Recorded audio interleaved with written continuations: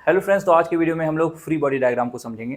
तो free body diagram को समझने के लिए मैंने उसे 3 सिंपल स्टेप्स में डिवाइड कर दिया है। पहला जो स्टेप है वो है आइसोलेट द ऑब्जेक्ट। कहने का मतलब कि किसी भी ऑब्जेक्ट का अगर उसे फ्री बॉडी डायग्राम बनाना है तो उसे आपको आइसोलेट करना होगा। फॉर एग्जाम्पल कि मान लो कि एक टेबल है, उस टेबल पे अगर बुक रखी हुई है तो उस बुक का फ्री बॉडी डायग्राम अगर आपको बनाना है तो उस बुक को आपको आइसोलेट करना होगा। आइसोलेट किससे करना होगा? उस टेबल से आइसोलेट करना होगा और उसके सराउंडिंग में बाकी चीज़ें जो रखी हुई हैं उनसे आपको आइसोलेट करके उस बुक को रखना होगा। सेकेंड स्टेप में है draw the free body diagram. Draw the free body diagram, तो हमें वहाँ पे क्या बनाना है? एक्चुअली हमें फ्री बॉडी डायग्राम में उस बुक पे लगने वाली सारी फोर्सेस को दिखाना है। फॉर एग्जाम्पल कि यहाँ पे मैंने आपको जैसे बताया था कि इस टेबल पे मान लो ये बुक रखी हुई है, तो अब हम इस बुक को सेपरेट कर लेंगे। अब हम ये देखेंगे कि इस बुक पे कौन कौन सी फोर्सेस लग रही हैं। तो सारे डायरेक्शन में फोर्सेस देखेंगे हम लोग। तो हमें यहाँ पे फोर्स दिख रही है एक, कि बुक जब टेबल पे रखी हुई है तो वो टेबल को प्रेस कर रही है। तो अगर वो टेबल को प्रेस कर रही है तो टेबल भी उसे प्रेस करेगा, तो टेबल उसे अपवर्ड डायरेक्शन में प्रेस करेगा। तो बुक पे जो टेबल के कारण फोर्स लग रहा है वो वर्टिकली अपवर्ड डायरेक्शन में है, जिसे हम लोग नॉर्मल कॉन्टैक्ट फोर्स के नाम से जानते हैं। तो यहाँ पे टेबल से बुक की ओर जो फोर्स लग रही है उसे हम लोग नॉर्मल कॉन्टैक्ट फोर्स बोलेंगे। अब इसके अलावा कोई और फोर्स लग रहा है तो यहाँ पे बुक का अपना खुद का मास है। अब उसका अपना खुद का मास है तो उसे अर्थ अपनी ओर अट्रैक्ट करेगा, जिसे हम लोग ग्रेविटेशनल फोर्स बोलते हैं। तो इसका मतलब ये हुआ कि बुक का अपना वेट होगा और वो जो वेट होगा वो वर्टिकली डाउनवर्ड डायरेक्शन में लगेगा। तो यहाँ पे जो बुक का अपना वेट है वो वर्टिकल डाउनवर्ड डायरेक्शन में लग रहा है। अब इन दोनों फोर्सेस के अलावा क्या आपको कोई फोर्स दिखाई दे रहा है? मुझे तो नहीं दिखाई दे रहा है।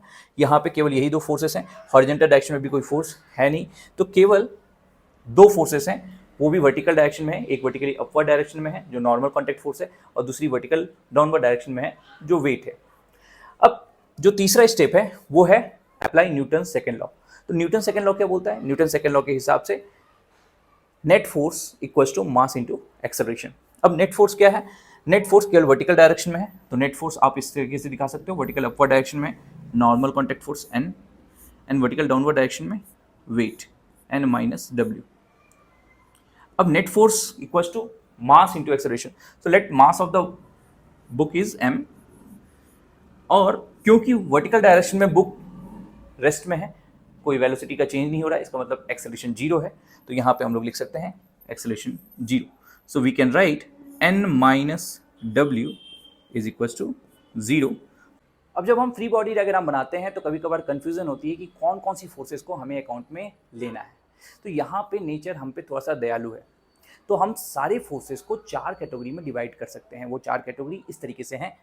First one gravitation force, second one electrostatic force, third one nuclear force, and fourth one weak force. अब क्लासिकल फिजिक्स में न्यूक्लियर फोर्स और वीक फोर्स को पढ़ने की जरूरत नहीं है, तो हमारे पास बचते हैं ग्रेविटेशन फोर्स और इलेक्ट्रोस्टैटिक फोर्स। अब ग्रेविटेशन फोर्स में वेट आ गया और इलेक्ट्रोस्टैटिक फोर्स में नॉर्मल फोर्स, टेंशन और फ्रिक्शन आ गया। तो जब भी हम फ्री बॉडी डायग्राम बनाएंगे तो उस समय केवल हमें ग्रेविटेशन फोर्स और इलेक्ट्रोस्टैटिक फोर्स को कंसीडर करना है, बाकी किसी फोर्सेस को आपको लेने की जरूरत नहीं पड़ती है।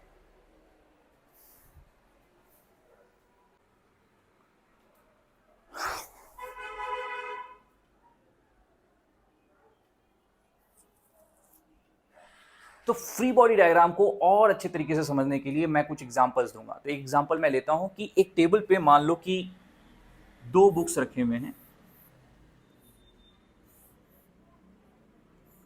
जिनकी मासेस हैं m1 और m2, और अब हमें यहाँ पे फ्री बॉडी डायग्राम बनाना है। तो फ्री बॉडी डायग्राम मान लो कि m1 का हम बनाएंगे तो m1 का सेपरेट बनाएंगे और m2 का सेपरेट बनाएंगे। तो सबसे पहले m1 का लेते हैं।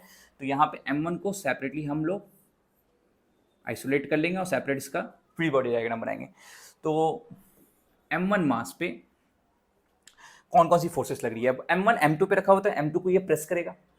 तो अब अगर m2 को प्रेस करेगा तो इसका रिएक्शन फोर्स लगेगा, तो रिएक्शन फोर्स अपवर्ड डायरेक्शन में लगेगा। तो यहाँ पे नॉर्मल कॉन्टैक्ट फोर्स लगेगा, जिसको मान लो n से डिनोट करते हैं, वर्टिकली अपवर्ड डायरेक्शन में। और m1 अपना मास है, इसको ग्रेविटेशनल फोर्स लगेगा, अर्थ इसको अपनी ओर अट्रैक्ट करेगा डाउनवर्ड डायरेक्शन में, तो इसका अपना वेट होगा डाउनवर्ड डायरेक्शन में।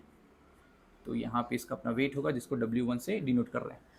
तो यहाँ पे नॉर्मल कॉन्टैक्ट फोर्स और W1 वेट लग रहा है, इसके अलावा मुझे कोई और फोर्स नहीं दिख रहा है, यहाँ पे कोई और फोर्स है नहीं, तो N माइनस W1 दो फोर्सेस लग रहे हैं। तो अगर वर्टिकल डायरेक्शन में देखें तो दो फोर्सेस लग रहे हैं, और यहाँ पे अगर हम न्यूटन सेकेंड लॉ लगाना चाहें तो यहाँ पे न्यूटन सेकेंड लॉ लगा सकते हैं, N vertically upward minus W1 vertically downward, that is equals to net force equals to mass into acceleration, acceleration zero है, तो यहाँ पे ये net force mass into acceleration zero है, जीरो लिख देंगे, इसको क्या बोल सकते हैं हम लोग, बोल सकते हैं टोटल जीरो। तो यहाँ से हमें मिल गया N इक्वल्स टू W1, ये इक्वेशन 1 आप लिख सकते हो। अब यहाँ पे एक कंफ्यूजन होती है, क्वेश्चन यहाँ पे आता है, क्या नॉर्मल कॉन्टैक्ट फोर्स और वेट एक्शन रिएक्शन है? नहीं, या नॉर्मल कॉन्टैक्ट फोर्स और वेट एक्शन रिएक्शन नहीं हो सकते हैं। मैंने आपको बताया था कि जो वेट है वो ग्रेविटेशन फोर्स की कैटेगरी में आता है, और जो नॉर्मल कॉन्टैक्ट फोर्स है वो इलेक्ट्रोस्टैटिक फोर्स की कैटेगरी में आता है। तो ये दोनों कभी एक्शन रिएक्शन हो ही नहीं सकते हैं। यहाँ पे एक्शन रिएक्शन क्या है, M1 M2 को प्रेस कर रहा है वर्टिकल डाउनवर्ड डायरेक्शन में, ओके तो वहां पे नॉर्मल कॉन्टैक्ट फोर्स प्रेस के कारण डाउनवर्ड लग रहा है। सेम वे में M2 M1 को प्रेस करेगा अपवर्ड डायरेक्शन में, सो उस पे नॉर्मल कॉन्टैक्ट फोर्स अपवर्ड लगेगा। तो यहां पे जब आप M2 को ड्रॉ करते हो, M2 पे FBD ड्रॉ करते हो, तो यहां पे जो नॉर्मल कॉन्टैक्ट फोर्स M1 पे लग रहा है वर्टिकली अपवर्ड डायरेक्शन में, same normal contact force M2 पे डाउनवर्ड डायरेक्शन में लगेगा, N, जो प्रेस के कारण लगा रहा है ये फोर्स। नेक्स्ट, यहां पे M2 का अपना वेट होगा, क्योंकि इसका अपना मास है, अर्थ इसको अपनी ओर अट्रैक्ट करेगा, तो M2 का अपना मास होगा, जिसको आप लोग W2 से नोट कर सकते हो। अब क्योंकि ये जो M2 है वो टेबल पे रखा हुआ है, टेबल को प्रेस कर रहा होगा, तो यहां पे टेबल भी से प्रेस करेगा, तो वहां पे नॉर्मल कॉन्टैक्ट फोर्स जो टेबल के कारण होगा उसको आप एंडल से डिनोट कर सकते हो। इसके अलावा कोई और फोर्स मुझे नहीं दिख रहा है, यहाँ पे नहीं है, तो यहाँ पे आप इक्वेशन लिख सकते हो, एंडस अपवर्ड डायरेक्शन में है, तो एंडस अपवर्ड डायरेक्शन में, और एन W2 दोनों वर्टिकल डाउनवर्ड डायरेक्शन में है, so minus W2 minus N, और क्योंकि कोई एक्सेलरेशन नहीं है तो इसको हम लोग जीरो लिख सकते हैं, net force equal to mass into acceleration. तो यहाँ पे एन डैश आप क्या लिख सकते हो, यहाँ पे एन डैश को आप लिख सकते हो W2 प्लस N, और इक्वेशन 1 से N क्या था, W1 था, तो यहाँ पे आप लिख सकते हो W2 plus W1, N dash equal to W2 plus W1, okay. तो इस तरीके से हमने इस इक्वेशन को सॉल्व कर दिया। तो मुझे लगता है कि आप FBD को समझ गए होंगे, जो बेसिक्स ऑफ FBD है, फ्री बॉडी डायग्राम है, उसको कैसे बनाना है, किस तरीके से आइसोलेट करना है, किस तरीके से फोर्सेस को लेना है, आपको आइडिया हो गया होगा। Thank you.